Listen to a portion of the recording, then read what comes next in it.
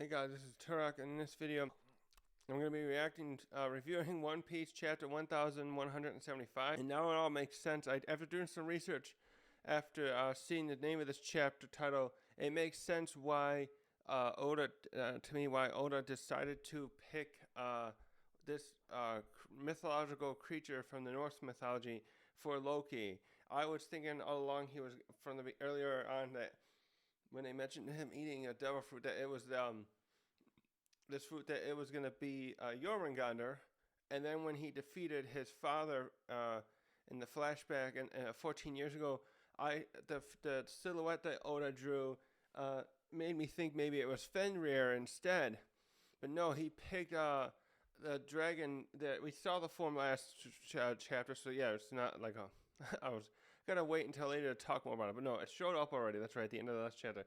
He picked I think it's called Nidhogg, and it's a dragon, or sometimes drawn more of a serpentine thing as well.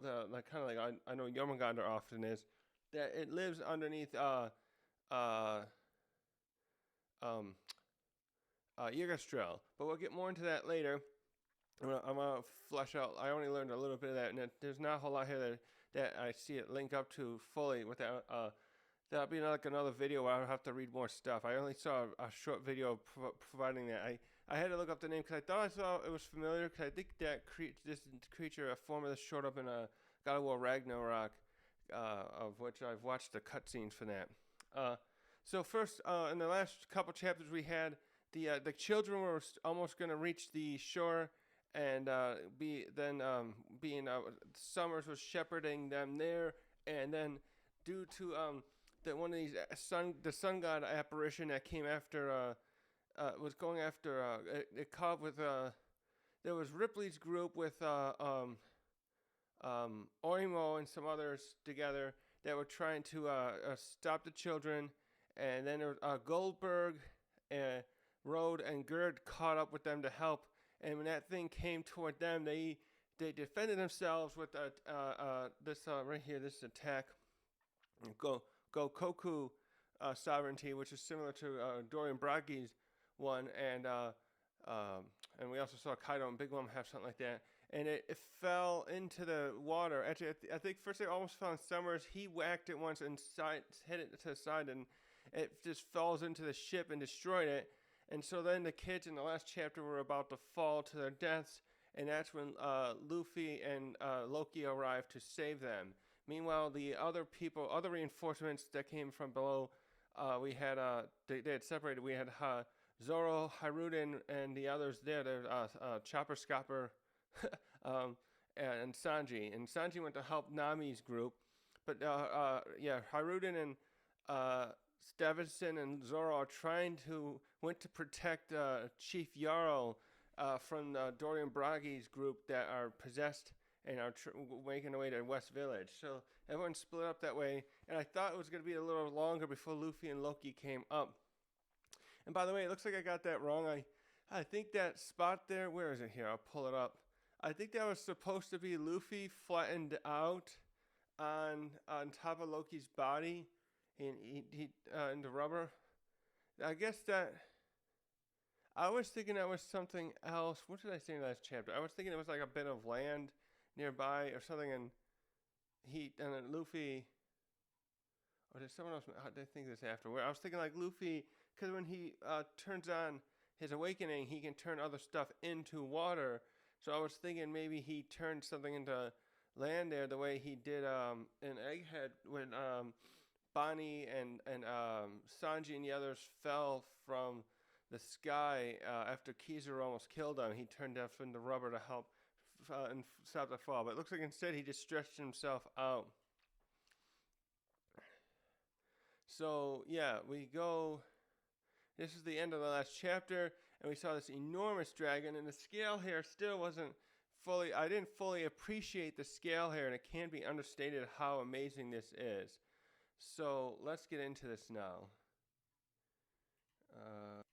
So we begin this chapter by going over to the group where Sanji regrouped with Nami, Robin, Usopp, and Jinbei, and he is able to use his Flamefoot ability, like Diablo Jambe, to wonder if he's hockeyed it to free not Robin, because as a reminder, the other three, Brooke too for other four with Brooke, initially were under tied up by Gunko's ability, and but Robin wasn't. She went attacked Summers and tried to free the other kids around that same time, about 30 chapters ago, and then ended up getting tied up by Sommer. So in the last, no, 2 chapters ago, when Brooke was confronting Gunko, her ability loosened up enough for the other three here and Brooke to escape, but then they couldn't get Robin out. So Sanji's here getting them together. So now these guys are going to regroup, and I'm not sure where they'll go next because they're kind of like maybe they'll have to go check in. I'm thinking they'll probably regroup with Zoro and Hiruden to help rescue the people. And oh no, maybe they're gonna go to the library. Right, I almost forgot about the library.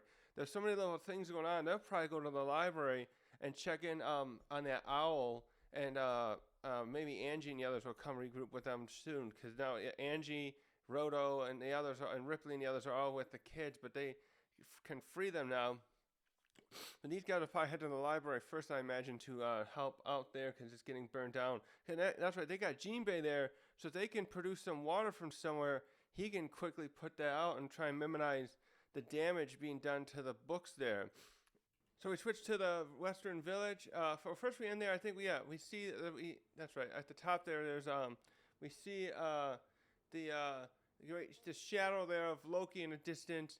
And it can be understated here the scale Loki's at, and we get a hint here of it. And wait a minute. We see the Jinbei and the others here looking on as Loki starts. He's over at the Western Village now. It looks like he's dropping off. Yeah, they're dropping off the others. Roto, Ripley, and the others had jumped down to save their family members. Now he's dropped them off here, and you can see Jarl looking at him too. Jarl, we're going to get some information through him about this later, about Loki's power. So the others there are,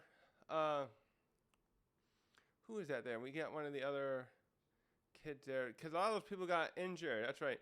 Roto and Oimo and Ripley, we saw in particular, all got injured there. Oh yeah, we can see her there. And some of them still got they still got the thorns on them. I keep thinking for a moment they got the thorns off, and they should be later, but we'll get to that. Well, only Robin's been freed right now because Sanji's over there and he freed her. So we got the other. So we got it looks like I'm a little confused about that scene. It looks like these are some of the other villagers, Western Village warriors are fighting off the some of the possessed Dome Reversi giants. Some of them turn to Loki and say, please take the children somewhere else rather than here. They're still going to be in danger with the possessed giants coming after us. And Loki just is like, no, I can't do that. Well, he does it. He's trying to do it in an arrogant way. He's still having this attitude because I can't blame him too for how they've treated him. But he just does, it's not my problem. Like, besides, if anyone climbs on me, they're only getting in the way. Because also what he's done here is we're going to get a great double cover here. He's taken advantage of this form now to start killing off a lot of these, conjured night, what do you call them again? The night Tims or something? The apparitions, I'm going to call them. And this is where we can really get an idea of his size. Because these apparitions, I look back in 1143 and 1144, you get an idea of these scaly things. I'll pull up here in a second. These things were already so big that we saw Dory and Bragi and their crew fighting these things off in 1144 or thereabouts. And right now you can see Loki's here transformed in his main form, so like his non-hybrid, which is called usually like a hybrid form and then a full form. I forget what the term that's often used for this, but he must have been using his hybrid form against Harold, and like that too is very scary to think about because we're getting a scale here of him, and it's just amazing. I'm thinking now we finally have this creature that other than is this is the size of a sea king.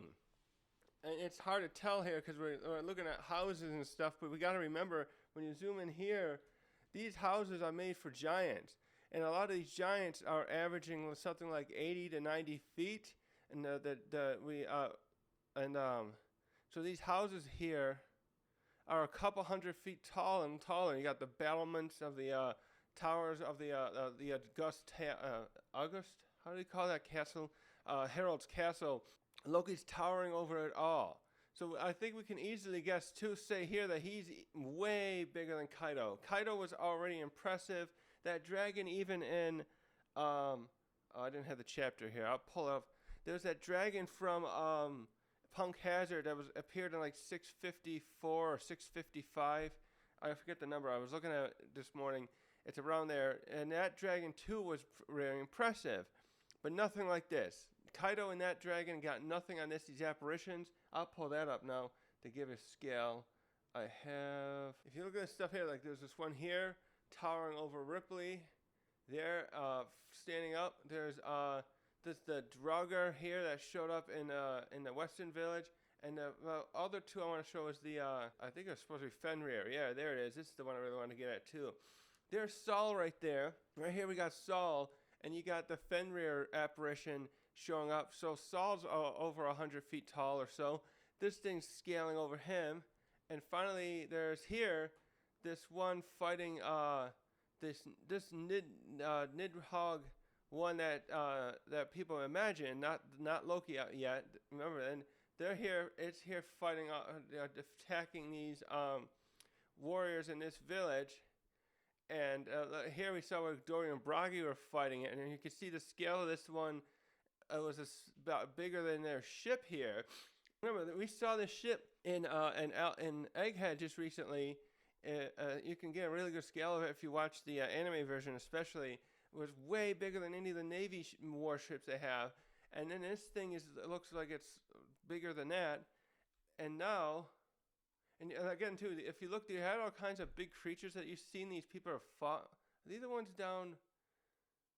Oh yeah, I think this is one of the one. Yeah, this scene here where I thought first this was a separate scene, but there's a scene here where Goldberg cut down one of these creatures in the underworld for a meal, and those things were really big too. So all of that I'm trying to say is you go here, and you got the fake Nidhogg over this way is tiny compared to Loki. He is just, I'm gonna guess at his height. It's if he stands up straight, I'm gonna say he's at least 1,500 feet tall, and standing up there on four legs. And so this is just impressive. This is no wonder. I think it was in the last chapter when he talked about the Harley and how block out the sky. Vast beast would blanket the sky with his presence. Okay, yeah. So this is just amazing. He's out there now, just easily taking out these things. Also, you can tell Luffy. I was not thinking about this until it now really with this chapter how his scale is. That Luffy here had transformed into his giant form like we've seen him do against Kizaru and Kaido there, so that he's big enough there to stand up. You can tell too that because we saw Ragnar the squirrel here is really big too. So Luffy's kneeling down next to him there, and look how you can just see how he's transformed into a large size to feel out the scale of what's going on.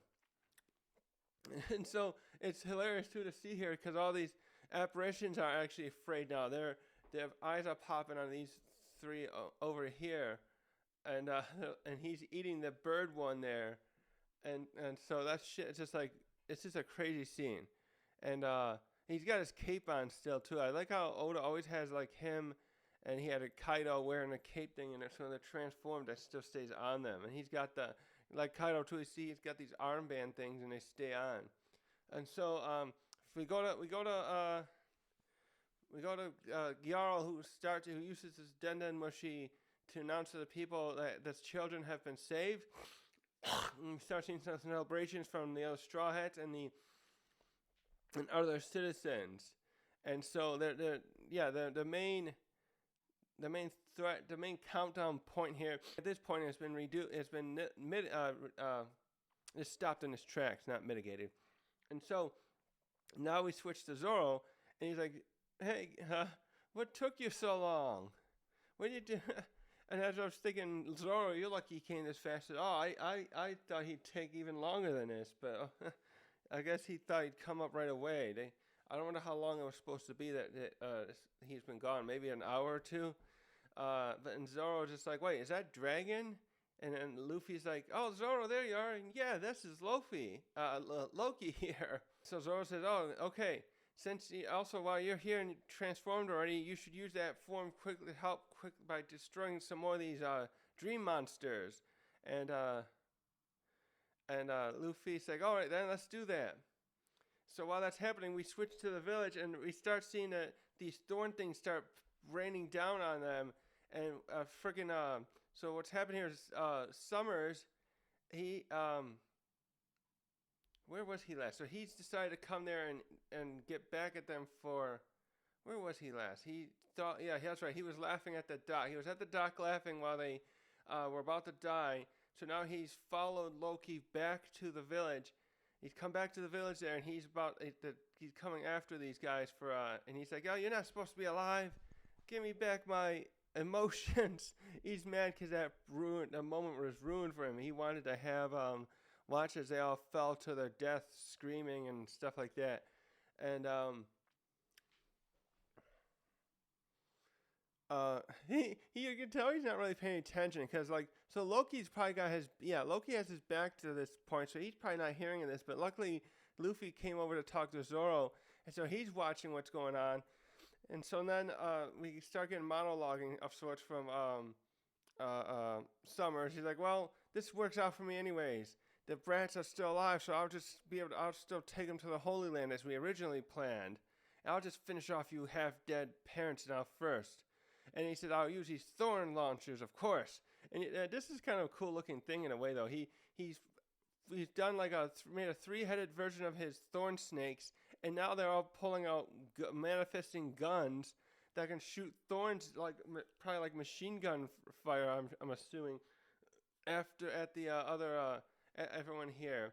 So this is where the Loki dropped off the group, or if they walked over themselves. They're like in the center of the village, and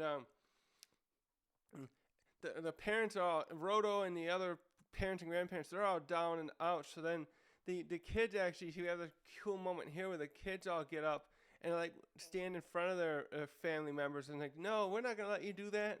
They protected us, and now we'll protect them from you. And Summers looks shocked at first.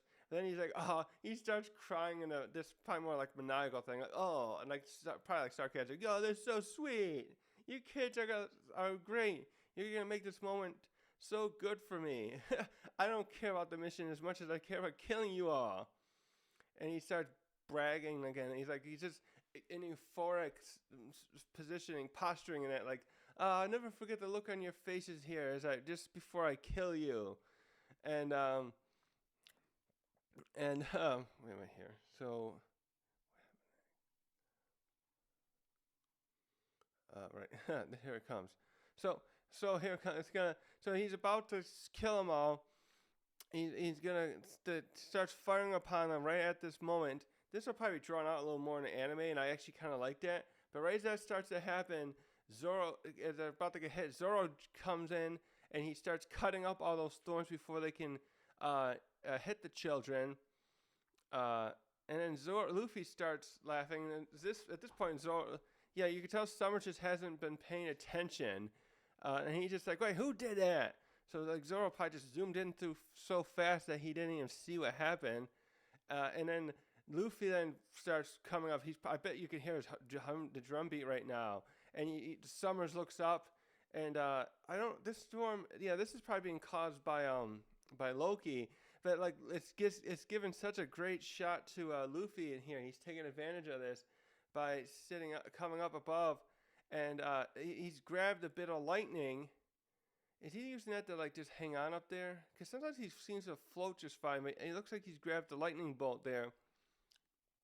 Oh, I see. He's gonna use it to add to his punch. It looks like. So then he takes aim at Summer. Didn't he do something like that with Lucci as well.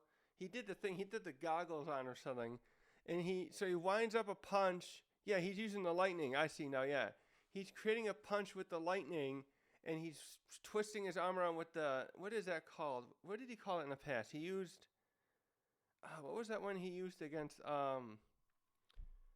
oh, I can't remember the lion's name. Back in that belongs to one of Loki, Buggy's subordinates, and he did that. It reminded me of like a wrestling throw. So he's twisted up his arm similar to that to prepare a punch, and we get this great shot. And he winds it down, and just does a Dawn Thor rifle, and just smashes Summers and all his Thorn Hydra snake things right then and there, and we get a great shot here of his teeth getting broken and his eyes popping out. So Luffy's added everything here. He's added velocity with his gum power, the way he likes to do it to improve the punches. I'm sure he's got armament hockey there. Hopefully, like advanced armament hockey, and from what we learned with Scopper, the Conqueror's hockey is what really hurts the God's Night. And so actually, that brings up something I think I briefly brought this up before too. So when Scopper was telling Luffy about how you have to use Conqueror's hockey to hurt these guys, can that be swapped between that and advanced armament hockey, the one that Luffy had to use to harm Kaido? Also, it works like those with those higher levels of hockey. When your innate hockey is so high that we saw that Kaido and Big Mom when you just punch them with regular Conqueror's hockey, it just doesn't work. It can knock them back, but it doesn't really harm them. I actually was wondering at the time too if someone like as strong as Shanks, because we don't know how, we still can't really. It's hard to say at this point. Say if Luffy can power scale to Shanks now, he might be, but say he is. Someone else that we know could say this, same size, same as Big Mom and Kaido. I was wondering if your physical strength is equal to someone like Kaido, would the regular armament hockey hurt them, or is it still like it'll just knock them around, and then they just like get up? So do you always need to have that advanced armament hockey, even if you're as strong or stronger, someone like that, to like really have it penetrate their own defenses? And then back to this is it looks like he's using armament hockey, the regular one at least, the base one. Is he just using that with Conqueror's hockey infused into the energy into it and not needing to do the advanced armament? It seems like that might be swappable now, where like if you're going to fight the God's Knights especially, you want to always make sure if you have Conqueror's hockey, you infuse that in your punches or other weapons. And then if you're fighting other powerful foes like Kaido, you gotta use the advanced armament hockey, because that's like the weakness to a regular hockey user, a very strong one though. And it's a little confusing now with this, how that is working, how that is going. So he gets a really great puncher. He's finally knocked Summers out, so that the what do you say?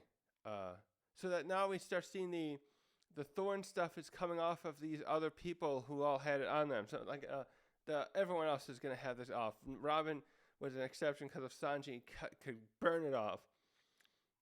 And then so you see the other children there as the stuff's coming off.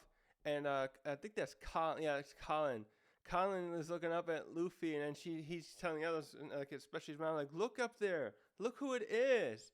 And we get a nice scene there of Ripley crying. And she starts commenting as Luffy's up there laughing, like, I finally got to see Luffy in that white form I heard about. He really does look just like Nika.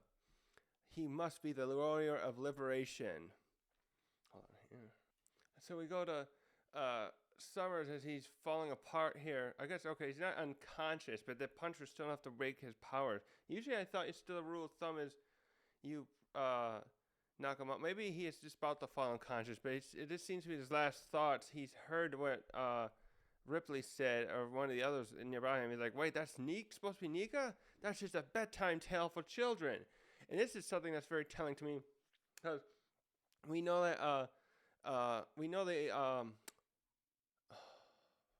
Eam knows about Nika, this thing being real, or at least the devil fruit here. And so I'm wondering if like the other gods knights like him, such as him, are just written this off as something that they don't know about. Like, cause we can tell. This was kind of telling too, because I remember that scene when Garling, Shanks' father, is promoted to be a new one of the members of the Gorosei. You saw how the others, and he just walks in there. Like they weren't informed directly by Eam. He just gets told, and he walks in there strutting his stuff, and they look mad at him. You can tell that these gods knights, they have the same mentality, like, oh, we're better than anyone. Those people down below, we're gods. You should treat us as such. But the Gorosei are their superior officers. They're bosses, and they treat the gods knights with some level of disrespect. So I'm bringing that around to the idea that they are privy also to information that they don't even share with the gods knights, and that's about the existence of this devil fruit, the one that Luffy has, because they've been trying to get it. And so they probably were the ones that either directly or had some other really high up, probably like told who's who back in the day. 13, I think it was 13 years ago, right? 12, 13 years ago, to get the fruit, collect this devil fruit. He didn't know what it was, I'm sure, but I'm thinking they told him. They probably just told, no, we want this devil fruit here. Like maybe they didn't even. Maybe who didn't even hear it was from the Gorosei. Maybe they just handed the information got handed down to somebody high enough to just say, hey, we're gonna send one of our best agents from whatever cipher pole he was from then to go after this fruit, because they made it, I would imagine, make up a story like, say, this one of the celestial dragons wants this devil fruit, and we found out it's over at this location. Just collect it for us, because we saw they have devil fruits all the time in their possession that they'll just give to people, and or they'll have as prizes maybe for themselves. So the former being how they had what Boa Hancock's, the fruit she got and her sisters got, and they were forced to eat that. And then when they had Kuma and Kaido's fruit, and they had those as prizes. So they probably just decide at one point, oh, maybe I'll just keep this fruit, or I'll just give it to one of my slaves for entertainment purposes. That's probably what they wanted. Kaido's fruit probably been interesting to them, because we learned from Vegapunk, or was it? It was Vegapunk that did. I don't know who brought that at first. Was it Caesar that brought it up? Because we learned about the dragon thing in Punk Hazard. We got the other dragon that shows up there, and that was what Vegapunk made. He made a few of them. I remember there's like two at least. We got the big one that's kind of similar to Loki in posture, and it's a four-legged animal with legs, with wings. Excuse me. And then he had that little one that the Straw Hats. I think they helped them traverse one part of Punk Hazard to the other. And so anyways, Vegapunk was making them, trying to make artificial dragons to give to to have the Gorosei wanted them as pets. And so what was I gonna say over there? He ended up saying there was I think I was reading about Kaido's fruit this morning and referenced this, and then apparently that's what Kaido's devil fruit was meant to be given to the celestial dragons, but Vegapunk convinced them that it was a dud. So I gotta reread where that came up. Maybe that was somewhere else that Caesar brought up in Punk Hazard, because that's when the dragon stuff first came up there. And yeah, by the way, this dragon, you can see too that dragon in Punk Hazard, did I say that already? Was very impressive, but it's obviously nowhere near as big as this one. That dragon in Punk Hazard, he's probably about the same size as one of these houses you're seeing right here, down here. That's probably how big that dragon was. That's the scale we're dealing with here. Or at least maybe twice as big as that house at best. But nothing. So Loki is just towering over everything. Again, like he feels like more like similar to a sea king. And so, yeah. So this surprises the sea king. What was I going for again?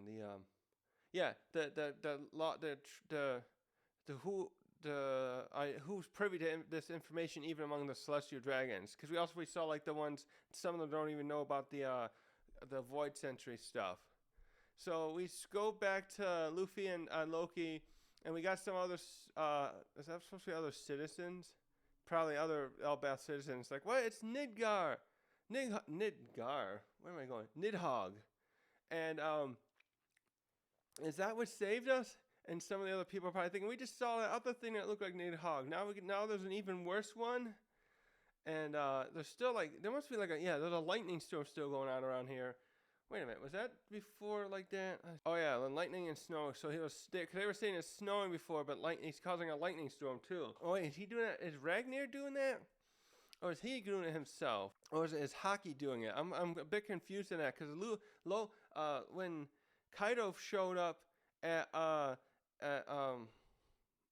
shoot, what's the name of the town there where they were early in I can't think of that village name. When he showed up there to chase after the Straw Hats, he caused lightning and stuff to come down with his presence.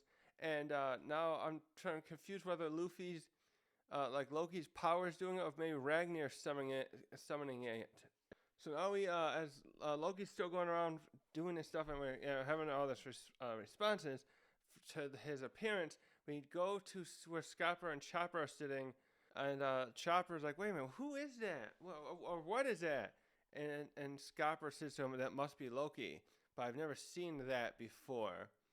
And so I'm thinking he didn't even see Loki in his hybrid form. And so we go back to the flashback that 14 years ago after Loki leaves, and we see Scopper, Shanks, and Jarl here in a moment.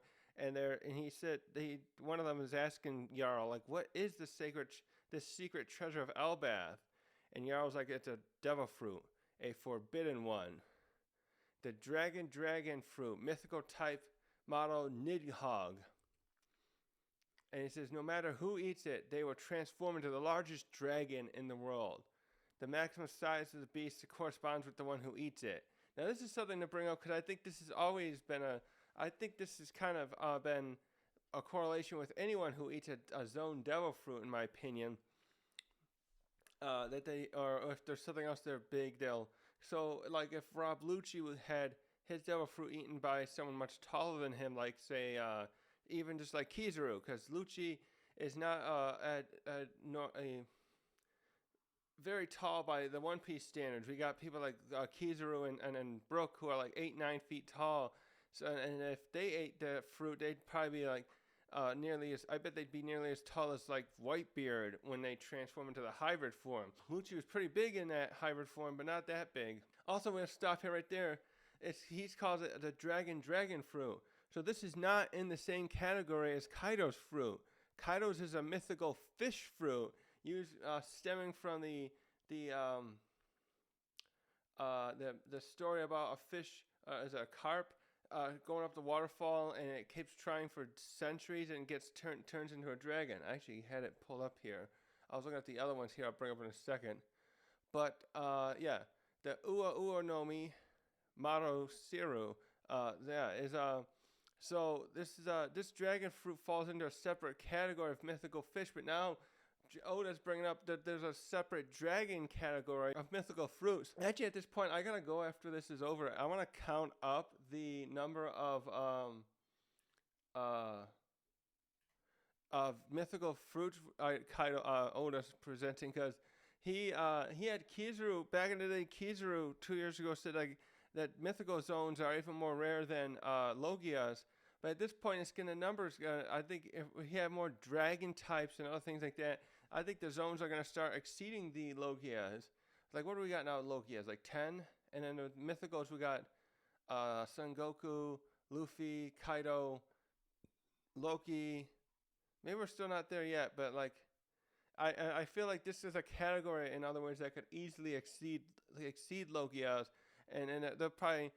So being rare, if rareness meant like the number of them, it's not gonna. Maybe if Oda wanted to keep that up in that way, he'd have to probably won't be that many more in here. But I think there could be because Vegapunk once talked too about how devil fruits probably stem from human imagination somehow. So if there are other dragons and other things in the stories that Oda incorporates that are in our world into there, and humans can like somehow breathe life into devil fruit, so to speak, then there could be a lot of these things, because there's so many different types of mythical creatures out there. Like, think of all the Greek ones. You got centaurs and unicorns and other stuff like that he could bring up. So he starts going over this, breaking this down here. Jarl saying like, yeah.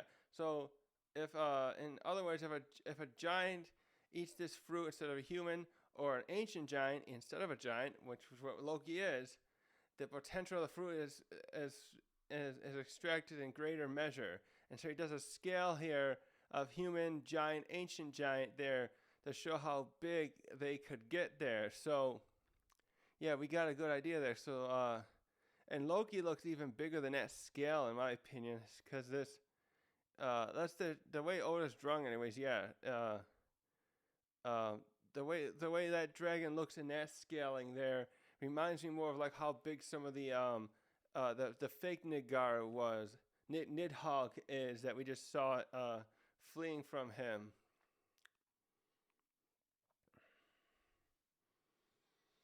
So then Loki asks, not Loki, Shanks asks this obvious question like, oh, so with such power this thing has, you guys been trying to make sure no one can eat it? And then Yara says, no, not quite. The reason no one's been eating it is the guardian hammer, Ragnar, has been blocking their attempts. And they're like, wait, what? There's something guarding it? And there's where we get this other lore.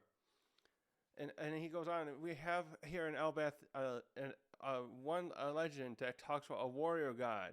He wielded a weapon known as Ragnar, Iron Lightning, and turned into an enormous dragon to face off against the sun god. So, yes, so this is probably the last user of the Nidhogg fruit, and he had his special weapon as well. He fought, and then there's something here too, like he fought against the sun god. This is very interesting. And this warrior had a trusted companion, a loyal ice squirrel known as Ratatoskr. So then he says he switches it without his master. So at some point when this warrior god, as he called it, died, he chose to inhabit the weapon instead and waits for its owner to return. So says the legend. So we got to stop there a minute. I was trying to think now, is Ratatoskr somehow a sentient zone thing? Because he talks about it as if he's a squirrel, but now he seems to be a zone type weapon, similar to what we saw with Spondum and Mr. Ford's weapons, which is why I had these pulled up here in the tab. Because they're each I was looking at Funkfried, and he's a sword that absorbed the devil fruit that makes him an elephant. And then you got the same here with Lasso, as a gun that consumed a dog devil fruit. So that's why I'm making, so for those reasons, obviously I'm making comparisons was, how is it this process work, how did this process work this way here, with Ratatoskr possessing Ragnar? And this brings up a question too. I'm wondering, does that mean Funkfried and Lassuk, do they have immortality as well? Because to some extent, because Ragnar here, the Ratatoskr squirrel, who's now Ragnar, is been around for at least 800 years, waiting for a new master to pick up the hammer, to have the hammer, wield the hammer. And so, will Lasso and Funkfried outlive, given a lifespan, Spondum and Mr. Four respectively. And so we jump back from that the flashback and finishing the voiceover from Jarl, though, saying, and now he says, now Ragnar, after an eternity of standing guard over the fruit, has finally chosen someone to wield it. And we go back, we see briefly Kashi. Oh yeah, Kashi's with them there. Okay, he's right next to Scopper and Chopper, because he got hurt trying to fight Dorian Bragi. He's finally chosen Loki. And here's where you also get a great scale of Loki. He's flying low to the ground, chasing down the other apparitions, and they're terrified. And again, look how big they are. So this right here, I'm gonna pick Nidgar, the fake Nidhogg here. That these things we saw a little bit ago were way bigger than the giants, like the size of the Great Eric. The Dorian Bragi's ship was probably about similar in mass to the body of one of these beasts here, these fake ones like this Nidhogg, and Loki's flying over there, way bigger than that. It's amazing, and he's having fun with it too. It looks like this is the first time he's been able to cut loose in years. And again, if this is how big he can turn into this, I can't believe at this point now how that Shanks caught him. I'm confused because this is that impressive. All I can think of is Loki still hasn't reached his full strength. If Loki can grow stronger than that, he will be like probably the most powerful, physically most powerful being on Earth. Like until we know more about what Eam can do, or if Blackbeard's got some other tricks. The only other thing I could think of would be scary to stand up to someone like him would probably be someone like Luffy, who could turn into a giant, or Jesus Burgess, because he's got that fruit now that makes him even stronger than normal. Like I could imagine if like Kaido or Big Mom or someone else had that fruit, and again went up against Loki here, that they'd might be able to stop him. I don't know. I'm thinking, does Shanks have some other tricks up his sleeve that we don't know about? That of course we don't know much about him, so it's a possibility. But it's just kind of hard to fathom anyone other than Luffy or someone with that strength fruit, or whatever it is that Jesus Burgess having any hopes of stopping Loki in this form. So yeah, you got Luffy. Luffy's still on top of his head, by the way, and Loki explicitly told him like 2 or 3 times, like, get off of me. You're in my way. I don't want you just riding on me. But I'm sure he's talking about Ragnar. But they're both just sitting there. Also, I wonder if that's right where, that's probably where they were standing when they caught the kids, I bet. Because it was kind of confusing, the shot. But now looking at how it looks there, I get to see how his head's big enough there where he kind of just flew under, and as Ripley and Oimo and Roto and the others fell, he caught them there because they're the size here. Because Luffy's probably, I wonder how tall Luffy's head is exactly, though. That's a little confusing there. I'm wondering, because it almost makes if Luffy's exactly as big as a giant, it makes this look a little smaller. Yeah, the scale is just a little bit hard.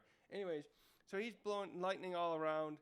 So he can just, is that less lightning? I wonder if that's supposed to be a fireball, kind of like Kaido. So when he was using, we know he can use lightning with Ragnar. He used it earlier when he tried to force Haruden to let him go. So I can't tell. It looks like he can fire lightning himself too.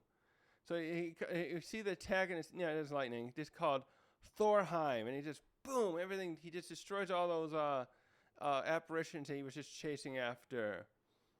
And so while this is happening, we got Gunko, who's still possessed by Eam here. This is where we're ending. He's like just sitting there observing this, and he hasn't even acted like really concerned. Instead, he's like he just see a revelation here.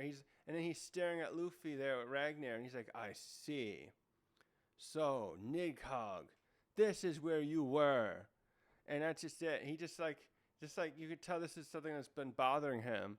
And so chapter ends, no break next week, I believe. And they're like, oh hell, is he gonna step in now? Also, by the way, that's because he's there. That means where's Brook then? Oh no, I was gonna say earlier that we don't know what's happening with Brook, but Brook must have lost because the Gunko is still just fighting, just sitting there now watching as Loki goes around. And I want to stop there with what he's saying. So is this a fruit that Eam had been pursuing to collect and keep out of the hands of any potential enemies, like he has been doing with Luffy's fruit? That's what I suspect. Like these is probably a number of fruits like this that scare him. I'm guessing Kaido's fruit doesn't count then, even though that's a very impressive power, because that was about to be a prize at their hunting game 38 years ago for one of the other gods' knights, or not gods, any one of those celestial dragons could have picked up and decided to eat. I have a feeling though, if someone else had won that fruit, Kaido's fruit during that competition, what they probably would have done is the same shit they did to with Boa and the others, is just fed it to a slave to have a pet dragon, so then they could just start gloating to their neighbors. See, I have this slave, and he can turn into a dragon. Because we never had dragons before. We haven't had dragons in a long time. Now I got one, and you don't. Ha ha. And Yeah, this is something. So I want to know who this warrior god is. I'm actually curious if this is something. I gotta go back because they brought up fighting the sun god. Where I got that chapter with the Harley, the mural from the here from that Frankie read from 1138, and here the see the second world. Uh, yeah, I think this is the part right here that might be what he's referencing. The sun god appeared in the first world. Okay, right here, if you read here, man killed the sun and became God. No, that still could not. He didn't say Jai though. Yeah, this third word I think is going to be the stuff that's going to happen now with Luffy. Um, and see. Let's see. Slave prey. The sun god appeared. The earth god raged.